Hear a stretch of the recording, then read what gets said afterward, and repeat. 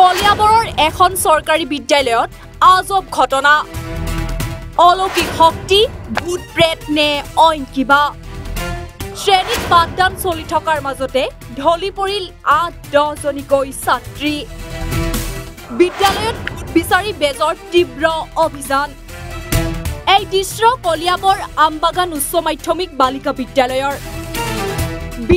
শ্ৰেণীকোঠাত পাঠদান চলি থকাৰ সময়তে ঢলি পৰিল ৮ৰ পৰা ১০ জনীকৈ ছাত্ৰী কোনো অলৌকিক শক্তিয়ে বুকুত হেঁচি ধৰাৰ ফলতে ছাত্ৰী কেইজনীয়ে চিঞৰি চিঞৰি ঢলি পৰিছে বুলি অনুমান কৰিছে সহপাঠীসকলে বিদ্যালয়খনৰ শিক্ষকসকলৰ তৎপৰতাত ছাত্ৰী কেইজনীক প্ৰথমে আমবাগান ৰাজ্যিক চিকিৎসালয়ত চিকিৎসা কৰাৰ পিছত জখলাবন্ধা মহকুমা অসামৰিক চিকিৎসালয়লৈ প্ৰেৰণ কৰে কোনো লোকে বিদ্যালয়খনত কোনো অঘৰী প্ৰেতাত্মা প্ৰৱেশ ঘটিছে বুলি সন্দেহ কৰিছে অৱশ্যে তাৎক্ষণিকভাৱে এজন তান্ত্ৰিক আহি জৰাফুকা কৰাত ব্যস্ত হৈ পৰা দেখিব পোৱা যায় বিদ্যালয়খনত তান্ত্ৰিক গৰাকীৰ মতে বিদ্যালয়খনত ভূত বা জিন আহি প্ৰৱেশ কৰিছে আজি সন্ধিয়া ভাগত এই জিন ধৰি বাহিৰ কৰিব বুলি মন্তব্য কৰিছে তান্ত্ৰিক গৰাকীয়ে এতিয়া বিদ্যালয়খনত ছাত্ৰ-ছাত্ৰীসকলৰ লগতে অভিভাৱকসকলো মহা বিমূৰত পৰিছে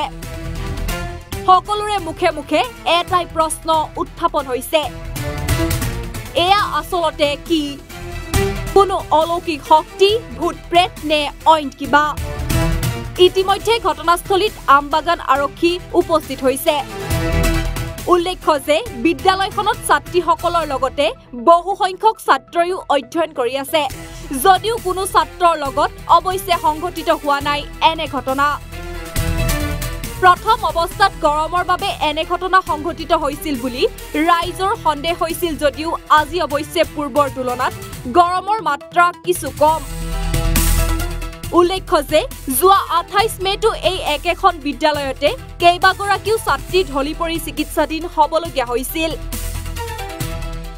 ইয়াতে মানে হেৰি হৈছে নহয় মানে শয়তান বুলি কয় আৰু এই শয়তান মানে ভূতটো ইয়াতেই আছে মানে একো চিন্তা নাই ১০মান বন্ধ কৰি থৈ দিয়ক আমি মানে পূজা এটা ধৰিম পূজাটো মানে ৪টা-৫টা বজাত ধৰিব লাগিব আৰু এজন মোৰ লগত আছে মানে সি আহি মানে দুটা একেলগত মানে মই এতিয়া মানে হেৰি চেক কৰিছোঁ চেক কৰি মানে পাইছোঁ আৰু বস্তুটো আপুনি কি হয় হা মই বেছ হয় সন্যাসী আপোনাৰ নাম কি নীৰেণ বৰ্মন ক'ৰ পৰা আহিছে আমি লাইলুৰি হাৰিবাংগা কি হৈছে মানে ইয়াত ইমান মানুহ গোট খাইছে দেখা গৈছে ইয়াত মানে হেৰি মই খবৰটো পাইছোঁ ইয়াত আহি কেনে যে ল'ৰা ছোৱালী এনেকৈ হৈ আছে সেইকাৰণে মানে মই খবৰটো পাই মই ইয়াতে আহিছোঁ এতিয়া মানে পাইছোঁ মানে এইটো হেৰি বুলি কয় শয়তান বুলি কয় এইটো কেনেকৈ দূৰ হ'ব এতিয়া মানে আমাৰ পূজা পালি কৰিব লাগিব তাৰপিছত সেই দূৰ হ'ব এতিয়া যে পূজা পালি নকৰিলে মানে সি নাযায় ইয়াতে আৰু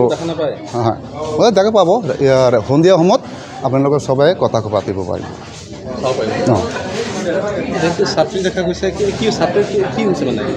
ছাত্ৰী মানে হেৰি মানে সি যেতিয়া ইয়াত আহিব তেতিয়া মানে সেই গাঁৱৰ হাৱাটো লাগি গ'লে সি মানে অৱজ হৈ যাব এইটো কি ল'ৰাৰ গাত নাই ছোৱালী গাত লাগিছে এইটো ছোৱালী গাত লাগিছে এইটো ল'ৰাৰ গাত নালাগে এইটো ছোৱালী গাত লাগিব এইটো কি কয় মানে এইটো মানে হেৰি বুলি কয় মানে এইটো মানে হেৰি পৰিব নেকি নাই এইটো জিন বুলি কয় জিন মানে এটা আছে ল'ৰা জিন এটা আছে মানে এই ছোৱালী জিন মানে এইটো ল'ৰা জিনটো ছোৱালী জিন এইটো মানে ছোৱালী মানুহক এটেক কৰে না ল'ৰা মানুহক এইটো ছোৱালীক মানে এতিয়া কেনেকৈ দূৰ কৰিব পৰা যায় কেনেকৈ এইটো পাম এতিয়া মানে সন্ধিয়া সময়ত মানে আমি পূজা পালি কৰিম তেতিয়া মানে দূৰ কৰিম পিৰিয়ড চলি আছিল এতিয়া ফাৰ্ষ্ট পিৰিয়ড ইংলিছ ক্লাছটো হৈ আছিল ক্লাছ 10ত প্ৰথমতে এজনী ছোৱালী প্ৰথমতে বোলে চিঞৰি উঠিলে ইংলিছ ক্লাছৰ সময়তে সিহঁতক এনেকুৱা লাগে কিবা বুকুটো জাম হৈ আহে মূৰটো অলপ ঘূৰাই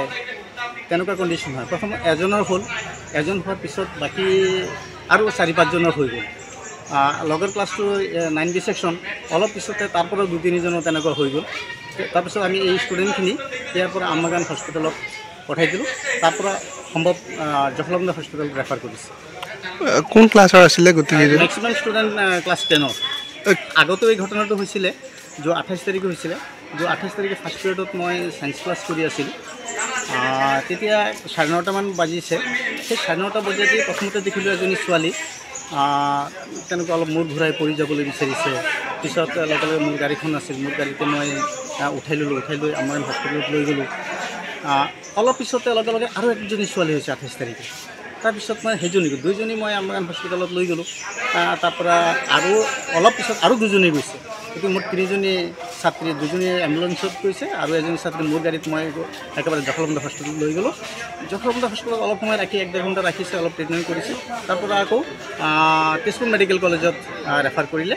তেতিয়া তেজপুৰ মেডিকেল কলেজত তাত নি কিন্তু আধা ঘণ্টা 1 ঘণ্টা থকাৰ পিছত গোটেই ষ্টুডেণ্টখিনি ভাল হৈ গ'ল, ধুনীয়াকৈ ঘৰত ঘূৰি আহিলে। সেইটো 28 তাৰিখৰ ঘটনা আছিল।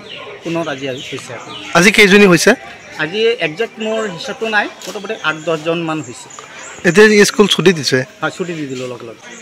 এইটো কোনটো স্কুল আছিলে? আমবাগান গাৰ্লছ হাই স্কুল। আপুনি স্কুলৰ? মই হেডমাষ্টাৰ আছিলোঁ। কি সন্দেহ হয়? মইতো কেইবাদিনো ধৰি কাউন্সিলিং কৰি আছোঁ, গাৰ্জেনখিনি মাতি আছোঁ ক্লাছ ৱাইজ 6, 7, 8, 9, 10 এনেকুৱা। আজি ক্লাছ 10ৰ গাৰ্জেনৰ মিটিং আছিল। আৰু লগে লগে শিঙিমাৰী হস্পিটেলৰ পৰা ডক্টৰসকল আহে যোৱা 3 দিন ধৰি। আজিও আহিছিল এজন আহিছিল আৰু এজন আহিলেহেঁতেন। পিছত যেতিয়া ছুটি হ'ল তেতিয়া তেওঁলোক সম্ভৱ গুচি গ'ল। মানে যোৱা 3 দিনেই 3জন ডক্টৰ আহি কাউন্সিলিং কৰি আছিল, ষ্টুডেণ্টখিনি বেমাৰ চাই আছে। কৈছে কোনো বেমাৰ নাই, এইখিনি কিবা এই ফিয়াৰ ফবিয়া বুলি কৈছে বা কিবা লোডৰ কাৰণত হৈছে বুলি কৈছে, তেনেকুৱা কৈছে আৰু ডক্টৰ। আৰু তেজপুৰ মেডিকেলত তেনেকুৱা কৈছে যে কিবা তেওঁলোকৰ পৰীক্ষা আছে নেকি, কিবা পৰীক্ষাৰ প্ৰেছাৰ আছে নেকি, লোড আছে নেকি। সম্ভৱতঃ তেনেকুৱা হৈছে বুলি ডক্টৰসকলে, তেজপুৰ মেডিকেল ডক্টৰসকলে কৈছে। এতিয়া ছাত্ৰীসকল এতিয়া ক'ত আছে আজিৰখিনি? এতিয়া মইতো স্কুলতে আছোঁ। আমাৰ টিচাৰসকলেও গৈছে, অলপ কেইজনমান গৈছে। আমগান হস্পিটেলত পঠাইছে, আমগান হস্পিটেলত ৰেফাৰ দি জখলাবন্ধা হস্পিটেলত লৈ গ'ল। আজি কেইজনী হৈছিল ক'লে? একজেক্ট কথাটো নাই, হয়তো 8-10জন তেনেকুৱা হৈছে। কোন ক্লাছৰ এইখিনি আছিলে? 10ৰ হৈছে মেক্সিমাম, আৰু বাকী 9ৰো 2জন হৈছে। গোটেইখিনি ছাত্ৰী আছিলে? ছাত্ৰী আছে। ছাত্ৰ নাই মানে? ছাত্ৰ আছে আমাৰ স্কুলত, কিন্তু ছাত্ৰৰ একদিনো হোৱা নাই। 10তো ছাত্ৰ আছে। 10ত 15-20জন ল'ৰা আছে। এতিয়া ল'ৰাবিলাকৰ নহয়, অনলি ছোৱালীৰহে হয়। কলিয়াবৰৰ পৰা নেকিবুৰ ৰহমানৰ ৰিপৰ্ট, এনি ভাৰত 24।